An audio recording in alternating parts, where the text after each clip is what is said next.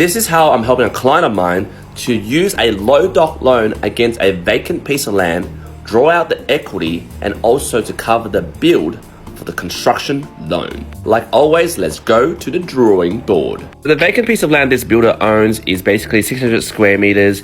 It's worth $800,000 and it's somewhere in Western Sydney. As you can see here, I put here unencumbered. Yes, he has no loan against this vacant piece of land. This over here is a picture of the land. So over here is the client with the construction hat, and we're going to go to a 70% LVR against this vacant piece of land, which is 560k, because 70% of 800k is 560k.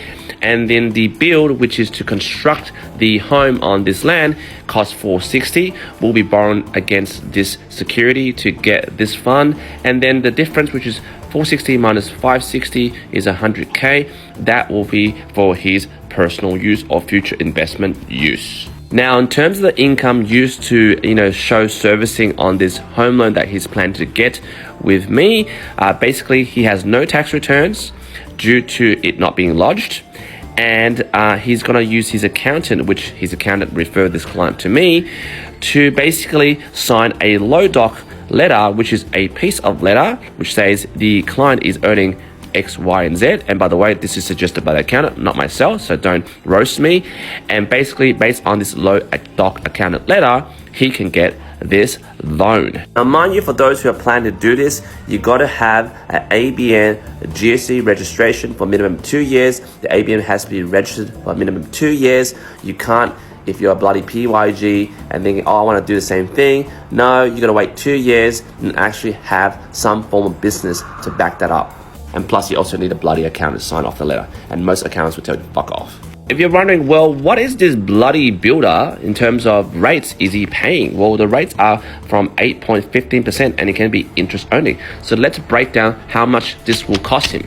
So breaking it down at 8.15% interest only on 460k, if he was to, do the whole construction to start to finish, it'll be $3,125 per month in terms of repayments. But look, obviously he's not going to pay that upfront on the first get-go of the slab, because in terms of constructions, there's phases of construction, which is the foundation, which is the concrete slab, and then the framework, and then the roof, and the electricals, and the fit outs, and yada yada yada. So the $3,125 per month is the end goal of the repayments, but he will actually progressively, for example, start with $1,000 a month, then the framework gets built up, then with $2,000, then blah, blah, blah, blah, it goes to $3,000. And by then, when it's all finished, when the home gets OC, which is occupational certificate, that's when I'll refinance him to a lower rate, low doc lender.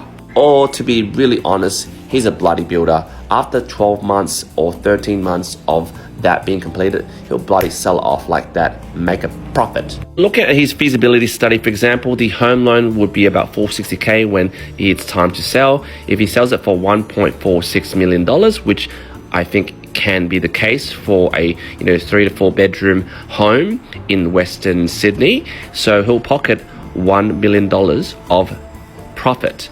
But you gotta deduct the fees. For example, this is the 12 months interest plus the low doc fees of 6k, which I'll round off to 45k. So basically, if this builder over here potentially decides to sell, he'll pocket 950k of cash. And obviously, this is before capital gains tax, depending whether he's gonna hold it for another 12 months to get a 50% CGT discount, or he might live in it for 12 months and then decide to sell where it's 0 CGT. Smart builder, huh? Now, if you've watched thus far, I want to ask you this question. If the builder decided to do full doc, which means in the last 2 years providing tax returns, full tax returns for banks that require 2 years returns, he will have to put 250k of taxable income, pay tax on that, and then for full doc, the construction rate will be around 6%. Then the interest for 12 months would be 27k rather than 37k. He wouldn't have paid the extra premium risk fee of $6,000, but then he would have shelled out 38% of this as an outgoing tax payment to get the full doc loan. Now again, I'm not saying if you do low doc, you do not pay the tax that he declared to his accountant. Obviously his accountant's gonna make him pay it, but then it's when you pay it. For example, if he does this construction under low doc, gets it all done and sells it and gets $1 million, then pays the full doc tax returns and the tax payable, would that be better versus paying the tax now and then attempting to build in hopes that you get the profit? Maybe you can jump in the comments and let me know which option is better.